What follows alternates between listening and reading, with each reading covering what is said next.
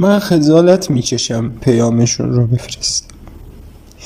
یه پیام داده به میخواستن که گوشیش رو باز کنن، گوشیش اثر انگشتی بوده. میرن سردخونه، اونجا انگشتش رو بزنن به گوشی رو باز کنن. میدونین چه پیامی به من داده؟ میگه فلان جا خانم تو گرفته بودم دستم، بعد عکس میفرسته برا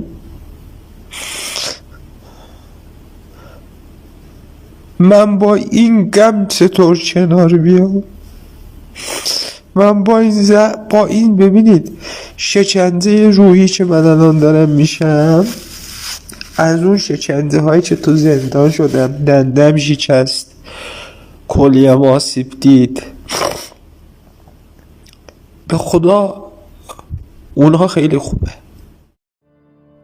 شیرم از الف تا نون اسلامتون، شیرم از اولین آیه تا آخرین آیه قرآنتون، شیرم تو تک تک حروف اللهتون، شیرم تو ثانیه به ثانیه زندگی پیغمبرتون، شیرم تو دونه دونه اماماتون، شیرم تو سردر کل مساجدتون، شیرم تو تک به تک احکامتون، شیرم تو رکعت به رکعت نمازتون، شیرم تو مهر سجادهاتون، شیرم تو قبلتون.